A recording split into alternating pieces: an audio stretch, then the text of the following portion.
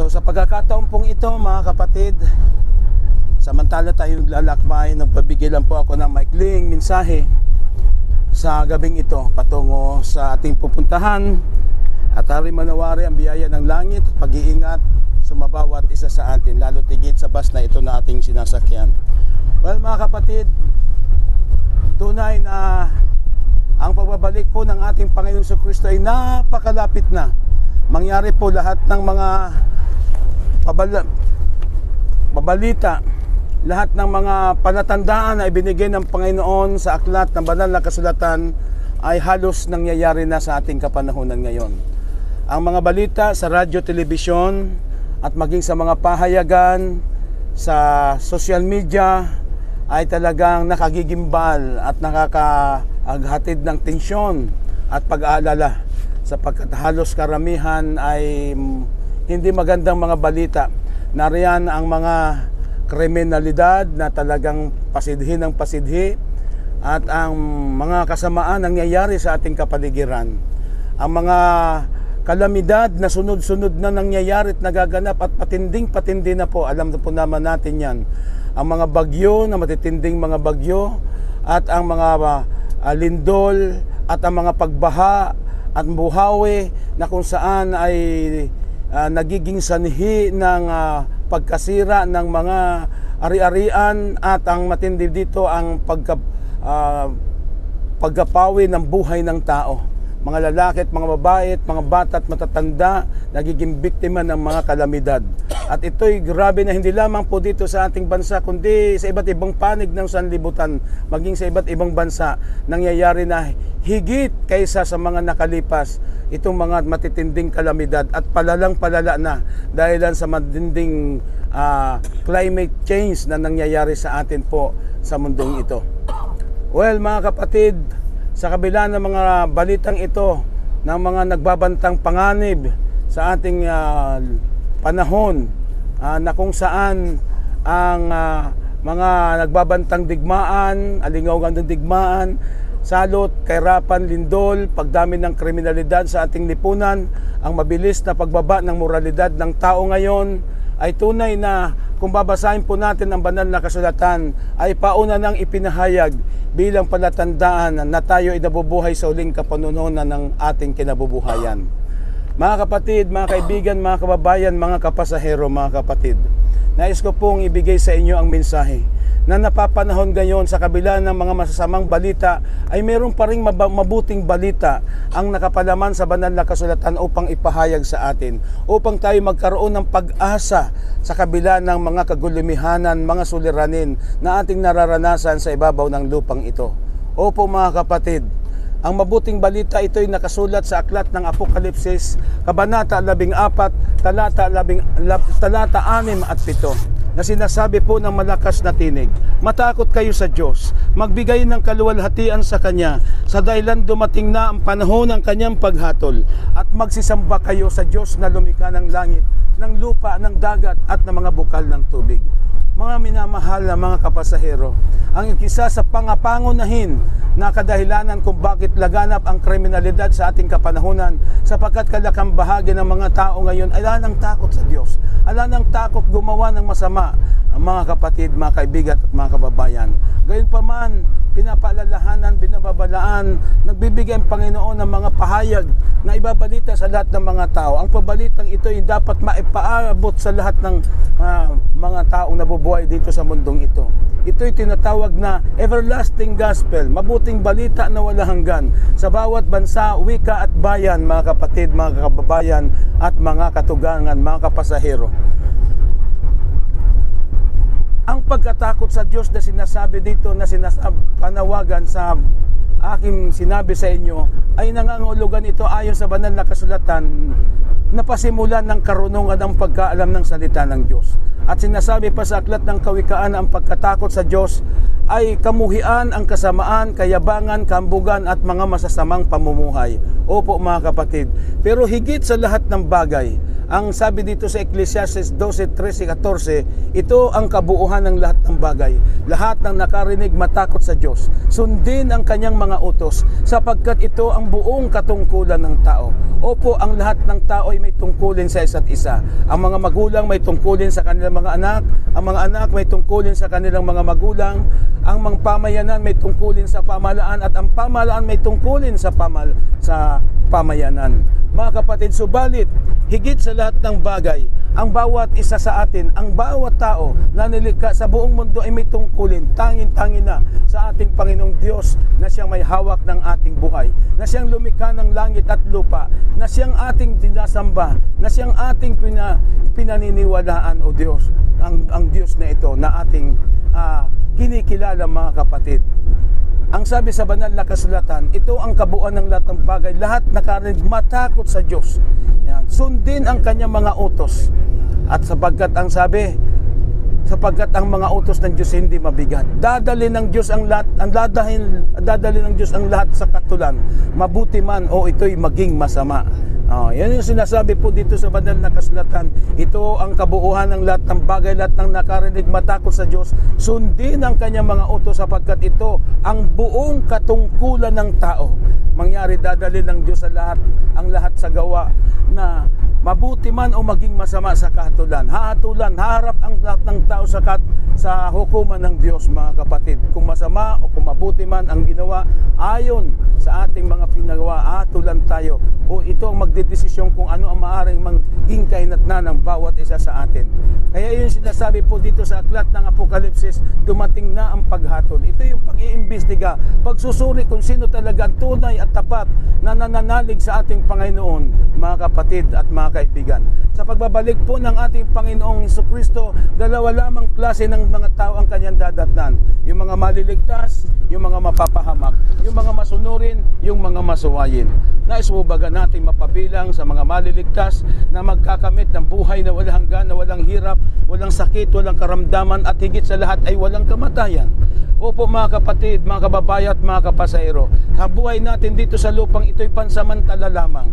Hindi na po magtatagal ang sanlibutan ito. Lahat ng mga nangyayari talagang nagpapakilala na talagang nasa huling kasaysayan na tayo ng mundong ito, mga kapatid. Grabe po ang mga nangyayari, mga palatandaan na nagpapatotoo na nasa huling kapanahunan na po tayo. Ang kawakasan ng sanlibutan ito hindi na magtatagal. Ang Panginoon ay nangako, sabi sa banal na kasulatan, huwag magulumihanan ang inyong mga puso. Magsisampalataya kayo sa Diyos, magsisampalataya naman kayo sa akin. Sa bahay ng aking amay maraming tahanan. Kung gayon ay sinabi ko sana sa inyo, ako'y paroroon, ipaghahanda ko kayo ng dakong kalalagyan. At kung ako'y makaparoon at maipaghanda ko kayo ng dakong kalalagyan, ako'y muling babalik. Muling paririto ang ating Panginoon upang kunin tayo kung saan man ang ating Panginoon, doon din naman tayo. Mga kapatid, mga kaibigan, ito yung pangako ng Panginoon na siya muling darating. Nagbigay siya ng mga palatandaan. Ang sabi, at ipangangaral ang ebanghilyong ito ng karian sa buong sanlibutan. Kung magkagayoy, darating ang wakas. O ang mabuting balita ay ipinangangaral na sa kasalukuyan sa iba't ibang panig ng sanlibutan ito. At ito'y palatandaan na ang kawakasan ng sanlibutan ito'y nalalapit na. Kaya tinatawagan po ang lahat, pinapalalahanan, binababalaan po ang lahat na seryoso na po tayo sa ating mga pamumuhay, mga kapatid, mga kababayan at mga kapasahero. Maging seryoso na po tayo na tayo ay manalig, lubusan, manampalataya sa ating Panginoong Jesucristo na nabayubay sa krus ng Kalbaryo, mga kapatid at mga kababayan. Ang Panginoon ay nangako, maraming mga tao nagsasabi na matagal na ikangangay pinapangaral na malapit nang dumating ang Panginoon. Maliit pa ako, ipinangangaral na yan hanggang sa ngayon. May apo na ako, ipinangangaral pa rin. Maraming mga taong halos ayaw na maniwala na ang ating Panginoon Jesucristo muling darating. Subalit sinabi ng banal na kasulatan, hindi nagpapabaya, Hindi nagpapaliban ang Panginoon sa kanyang pangako na siya'y muling darating. Tapat ang ating Panginoong Jesucristo. Ang kadahilanan kung bakit hindi pa nangyayari yon, sapagkat binibigyan pa po tayo ng pagkakataon na magbalik loob sa Diyos at magsipagsisi sa lahat ng kasalanan.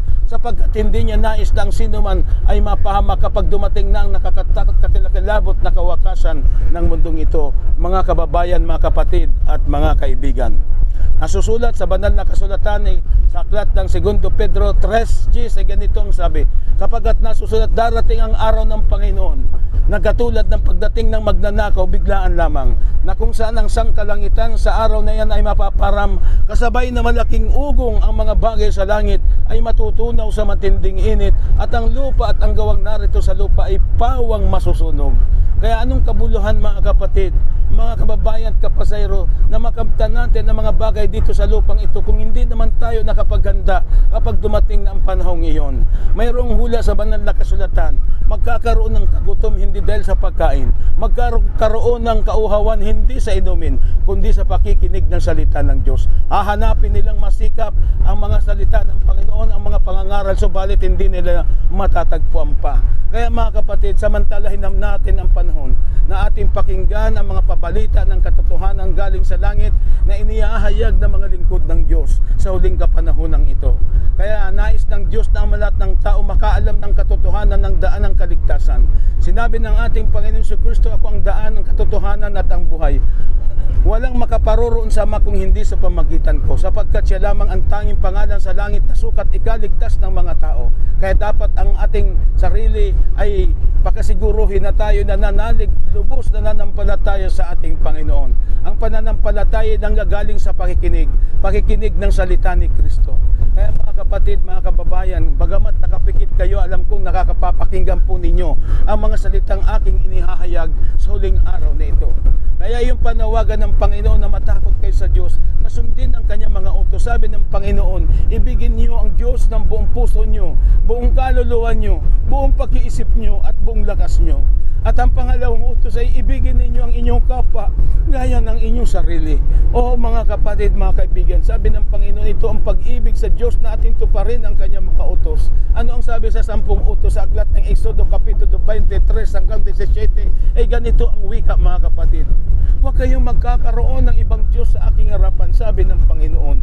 Ano man pong pinagkakaabalahan natin, ano man pinagkakaabalahan natin na nakakahadlang at nakababawa sa paglilingkod at pagsamba natin sa Diyos, ay nagiging Diyos-Diyosan po natin ito. Sabi sa Biblia, ang kanilang kainatnan ay ang kapahamakan, na nag-iisip ng mga bagay, na ang kanilang kainatnan ay kapahamakan, na ang kanilang Diyos ay ang kanilang tiyan, na nag-iisip ng mga bagay na ukol sa lupa. Opo mga kapatid, hindi masama na tayo maghanap buhay. Hindi masama na tayo gumawa, mag-aral ng mga paaralan para magkaroon ng maayos na kinabukasan.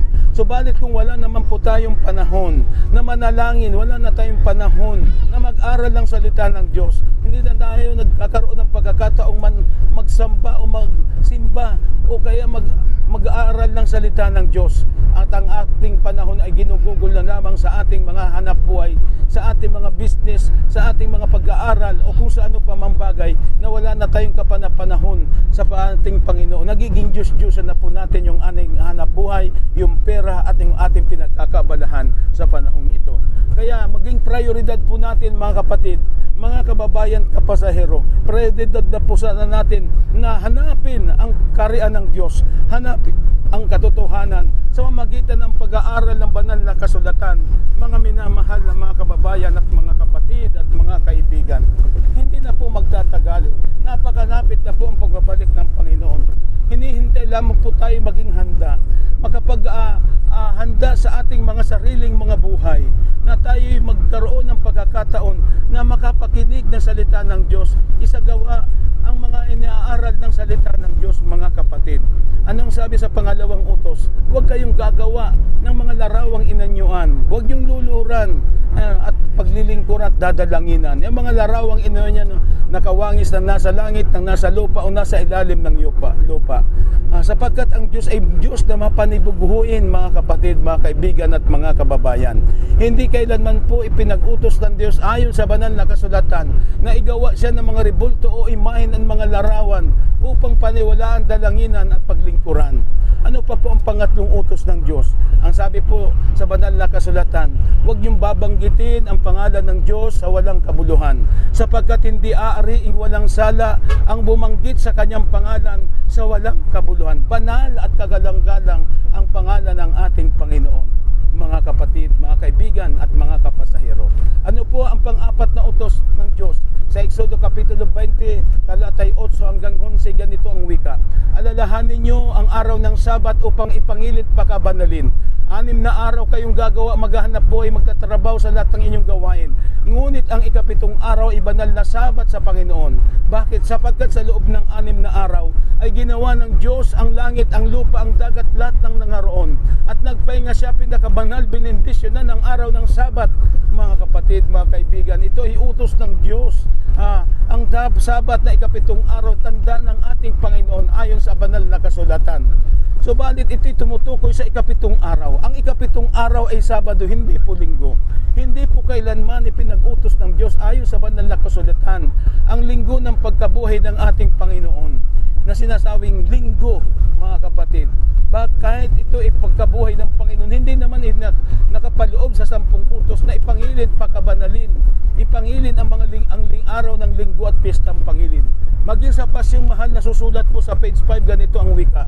At sa Henesis na libro, nalalaman ay ganito, nang lalangin itong mundo nitong Diyos na totoo, kaarawan ng Domingo, tinutuot siniyasat ng Santa Iglesyang Dilag, ang sa Henesis na sulat, anya ay pawang tapat, Diyos ang nagpahayag. 6 na araw ay bago nangyari itong mundo, 10 nang gawin ang tao, nagtaan sa ikapito itong Diyos na totoo. Ito'y pasunod sa atin ng Diyos na mawain, kaya pinagbilin, talimain, sundin, ang Sabado ipangilin. Opo mga kapatid, ang Sabado ang nais ng Diyos na ipangilin, sapagkat ito'y ikapitong araw. Maging sa mga diksyonaryo, maging sa encyclopedia, alamin natin ano bang ikapitong araw ng isang linggo. Ito ay tumutukoy sa araw ng Saturday o araw ng Sabado, mga kapatid, hindi po linggo. Kaya lamang po naging linggo sapagkat binago ng ating kinagis ng reliyon, binago ng tao ang utos ng Diyos na wala naman po siyang pahintulot. Mga kapatid, sino ba ang dapat nating sundin? Yung utos ng Diyos o utos ng tao? O mga kapatid, walang ibang pangalan sa silong ng langit na sukat na ikaligtas sa sangkatauhan, kundi sa pangalan ng ating Panginoong Jesucristo. Sabi ng Panginoong Jesus, kung ako'y inyong iniibig, tutuparin ninyo ang aking mga utos. Ipinag-utos ba ng Diyos na mangilin ng tao? Ang lahat ay mangilin ng araw ng linggo? Hindi po mga kapatid, kundi ikapitong araw. Ang sabi sa Ezekiel Kapitulo 20 at talata 20, inyong ipapangilin ang aking mga Sabat sapagkat ito'y tanda sa akin at sa inyo, upang inyong maalaman na ako ang Panginoon na nagpapabanal sa inyo. Mga kapatid, mga kaibigan, unawain po natin ito. Hindi tayo ililigtas ng anumang relihiyon. Walang ibang pangalan sa silong ng langit kundi ang pangalan ng ating Panginoon Jesucristo. Siya ang daan, katotohanan at ang buhay, mga kapatid. Mga kapaybayan, pakinggan po natin ito. Unawain po natin. Magsaliksik po tayo ng banal na kasulatan. Kung mayroon po kayong mga Biblia, suriin, pag-aralan, saliksikin ito sa pamamagitan na mapanalingin yung pagbabasa nito. At ang banal na Espiritu ay pagkakalob sa atin upang magpaunawa at maalaman natin ang buong katotohanan.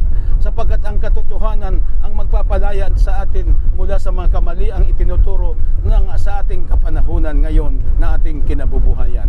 Ano po naman ang katibayan na iibig natin ng ating kapwa tulad sa ating sarili?